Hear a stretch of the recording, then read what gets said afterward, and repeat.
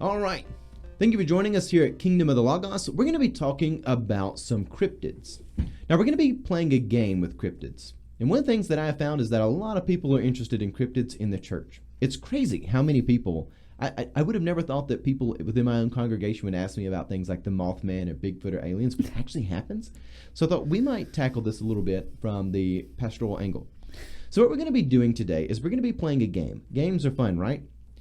I'm going to be sharing 3 accounts that people have had of cryptids, but I'm not going to give you the full story. In fact, we're going to be completing the story with a multiple choice question, trying to be figuring out what did people see. And when I say we're figuring out what people saw, we're not going to be offering the solution to this, like explaining it, like, oh, that wasn't really a UFO, it was a jet or something like that. We're not going to be explaining it. We're just going to be trying to guess what the missing piece of the story is. So these are real accounts that people have seen. Now, whether or not they're true, we don't know. But I want us to just see if we can guess what people claim they saw. Okay. So this will be multiple choice. Here we go. In the year 1968, in Fairmont, West Virginia, Jennings Frederick, and yes, that is his name, not Frederick Jennings, but Jennings Frederick, he was hunting when he heard what sounded like a high-pitched record player. He went to investigate the sound and found himself eye to eye with a strange creature.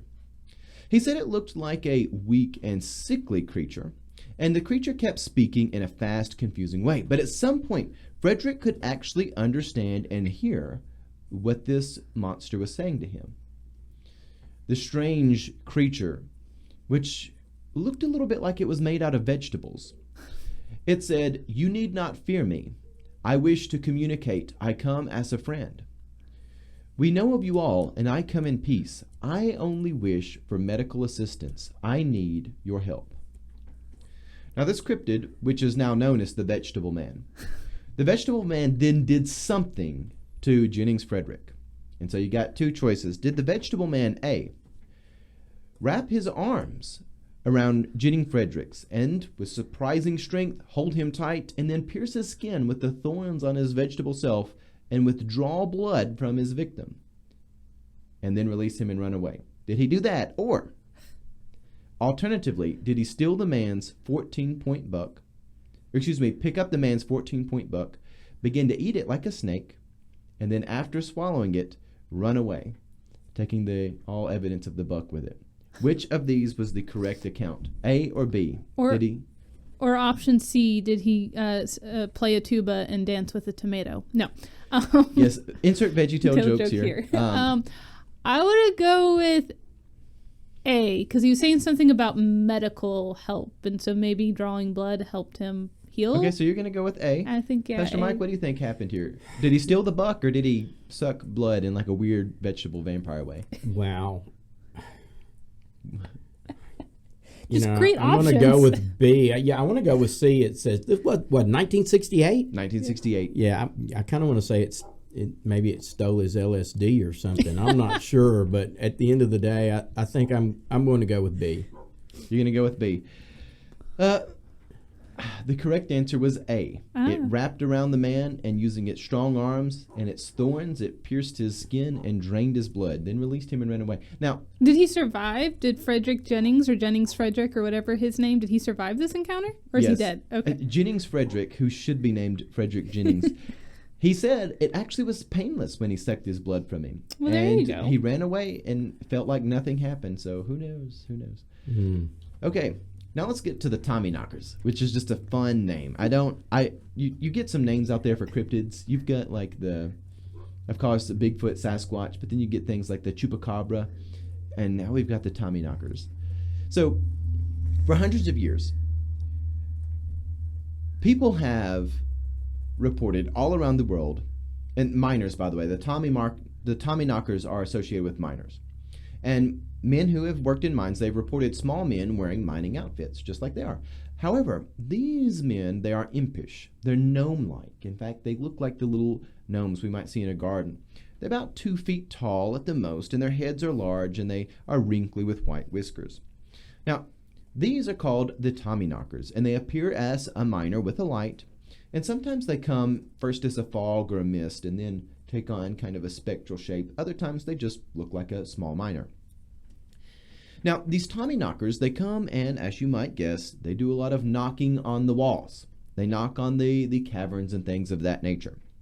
And a lot of times they have different rhythms and things they'll establish. And sometimes they're trying to communicate messages like dig here or don't dig here. Sometimes they warn people of impending disaster. However, aside from their larger enterprises, the Tommyknockers are also known as doing small, peevish, and mischievous things. So, what are the small, mischievous things that the Tommyknockers do? Choice A. They offer to reveal rich caverns, nice veins where you can find coal or things. They offer to reveal these rich caverns and veins if you will answer their knocking riddles. That's choice 1. So they're kind of like the Riddler. Choice 2, they eat the miners' lunch and steal their tools. Choice 3, they attack the miners, strip them of their clothes, and then send them away in shame. A, B, or C, what do they do here? Do they give them riddles? Do they eat their food? Or do they attack them and send them away naked and ashamed? I feel like A sounds the most, logical, even though we're dealing with cryptids. In the sense of, that would be kind of how it sounds very much like a fairy or a myth fairy tale ending with, hey, answer my riddles 3 and I'll give you gold or coal or whatever you're looking for. But also I really like option B, because if I'm in a very close, tight working environment with people that, as people do, are going to steal my lunch and borrow my tools and not put them back, I'm going to blame the Tommyknockers. So I'm going to go with B. You're going to go with B, Pastor Mike? Yeah, I want to go with D and say it's the canary has died. There's not enough oxygen down there. But I'm going to go with A. I think there's something about there that kind of falls into that legend and myth and leprechaunish gold at the end of the rainbow. So I don't know. We'll see. The correct answer is B. They eat the miners' lunches and steal their tools, which also makes me think they really aren't real. They're just people eating food. They're just people stealing their neighbor's lunch. I think there's actually some sin that explains this. So Pastor Amanda got that one right. Going back, who got the first one right? Somebody. I got the first one right. Yeah. Oh, you got them right both times? Yeah. Okay.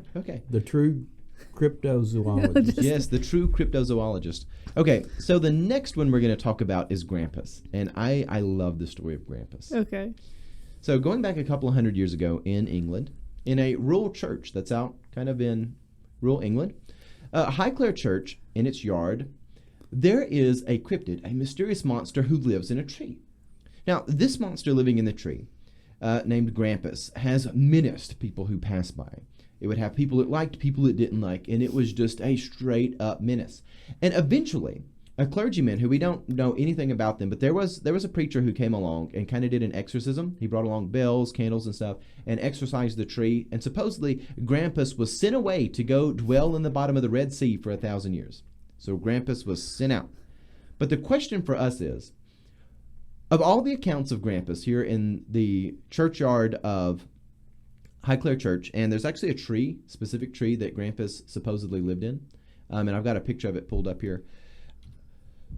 What did Grampus look like? Did he look like A robed figure who hums hymns at those he likes and sings taunting limericks at those he doesn't? That's choice A. Did he look like B, a porpoise or dolphin who lives in the tree, wheezing in anger at those he dislikes? Or C, did he look like a two-faced goblin who tells people's secrets to ward them away? Ooh. So what does Grampus look like? Does he look like the robed figure who does hymns or limericks, whether he likes you or not? Does he look like a porpoise in a tree who wheezes in anger if he doesn't like you? Or is he a two-faced goblin that will tell your secret if you come by? He'll reveal the secrets of your heart to ward you away. Amanda? Oh, all those are such great options. I think C sounds the most like a kind of a morality tale myth. And A, though, also sounds like something a little trickster would do near a church with the hymns and the limericks. B is totally out there, which means it's definitely not, or definitely is. Like only something this crazy. I really am thinking between A and C. So let's go with. We haven't picked C yet. No. So I'm gonna go with You're gonna go with the two-faced goblin. the two-faced goblin that tells your secrets. No. And that would be a real menace. Yeah. On everybody. Like we strive to be holy people. There's an element of like an early Father Brown episode that this is reminding me of. This would make an interesting Father Brown episode. Pastor Mike, is it the robed figure who does hymns and limericks? Is it the porpoise that lives in the tree, or is it the two-faced goblin that tells your secrets? You know, the weirdest of these is B. The porpoise? The porpoise. And since the other two are so, I don't want to say believable. That's not it. But they kind of match the stereotype of a story. But for this to be so odd, I'm going to go with B. B seems like the odd man out, so I'm going to go that route. And Pastor Mike is correct. It is B. Grampus is a porpoise that lives in a tree. Was the porpoise that was mummified by monks? Okay, Was that in England? No, it was off the coast. They're off of England and France. Okay. But see, I actually think the two stories are connected. So here I've got a picture I pulled up for people of Grampus, the porpoise that lives in the tree, and wheezes at people. Like, that's how he threatens you. He just wheezes at you. It sounded like a bad theme song to SpongeBob. The Squarepants who lives. Sorry. Who is the porpoise that lives in a tree? Grampus. It sounds like a bonfire time for me. Get a little firewood. Yeah, and they've got the tree that Grampus supposedly lives in right here. So it's a nasty looking tree. There's a porpoise living in it. It does have a porpoise living in it. So a bizarre story, Grampus is. But interestingly, actually, I'm glad you brought this up because this is where my mind immediately went. So a couple of years ago on Kingdom of the Logos, we actually called him on the phone, and he actually was willing to Skype with us. There was off the coast of England and France a little porpoise that had been mummified by some monks and put in like their church cemetery. Like, what in the world was this porpoise doing mummified and given like a proper burial? We don't know. But we did have the church history porpoise on the phone. In fact, we may try to get him on the phone again after finding out this is related, because that porpoise died in the 14th century and he was mummified in the 14th century. The stories of Grampus happen kind of in the 1800s, so they're about 100, 150, 200 years ago. So my estimation is Grampus may be some haunting from the church history porpoise. That may actually be his name. He didn't remember his name. His name might have been Grampus, and he might have been menacing people in another church. There might have been some heretics there. We don't know. He was doing well with the monks over there off the, off land just a little bit on their little island. And then some people were acting bad there in Highclere, and he had to go up there and sort it out. But now he's been banished to the Red Sea? Yeah, he's been sent to the Red Sea. It's such a random place. Like, you're all the way in England, and you're like, you know what, I'm going to send you the Red Sea. Like, I guess it's a biblical location, right, if that's what they were thinking. But that does seem like an awfully random one to banish people to. It is a random thing. But then again, it's a porpoise living in a tree, so I guess that's kind of random, too. It follows the trend. Yeah, and I'm thinking about doing, the porpoise, the SpongeBob theme with Grampus. Wild stories. Well, we'll wrap this up here. We just wanted to have some fun with some cryptids. Let's actually do a quick round of buy, sell, or hold on these. Okay. Are we buying or selling or holding the Veggie Man? As it happened? What are we buying here? That it happened. And you can interpret that however you want. Buy, sell, or hold the Veggie Man. Did it happen? Or is this just drugs? Yeah, I want to go with drugs. I'm going to sell it. You're going to say, okay, Pastor Mike. Sell. You're selling the Veggie Man. I'm selling the Veggie Man too. And there's only the one incidence of it. Yeah. And yeah, so I'm selling the Veggie Man. Okay, next we had the Tommy Walkers, which is found all over the world. For hundreds of years, people have had the Tommy Knockers, not Walkers, the Tommy Knockers. What about that, Amanda? Buy, sell, or hold the Tommy Knockers? I think it's very much human nature, so I'm gonna sell it. I think, yeah. Yeah. Too many hungry miners down there looking at others' lunch boxes as sale. The Tommy Knockers can be purely explained by sin, like basic sin, not even like well clever, sin. Yeah, just basic sin. So I want to buy just to add some color to this episode, but I'm going to sell the Tommy Knockers as well. Though if you were a ghost, if you are a spook, I mean, a mine is a nice place to live. It's got its nice style to it. And then finally on Grampus, which was recorded for a long time. There are a lot of stories around Grampus. And there's even a tree. Like, people know the tree. Like, Tree. pull up my right picture. There he is. There's Grampus's tree. Like, there's a lot here. I'm gonna buy it. Part of me's like, I don't believe in a dolphin in a tree or a porpoise in a tree. But then, like, 90% of me is like, why not? Like, just yeah. So many people saw it. Either something was in the water, or they were trying to explain something with, and the only human thing we could conceive of to articulate what was being seen was a porpoise. Who knows? But something was happening there. Yeah. So I'm gonna buy it. Yeah, Pastor Mike. Sell. You're selling. You see, the porpoise in the tree is actually the most believable of these stories, and I'm buying it too. Like, bring out the Fox Mulder attire. Like, I want to believe. I almost brought my poster with me. I want to believe, help my unbelief. Yeah. Or like the whole derivative of the X-Files poster that Pastor Amanda made me. I may bring that next week.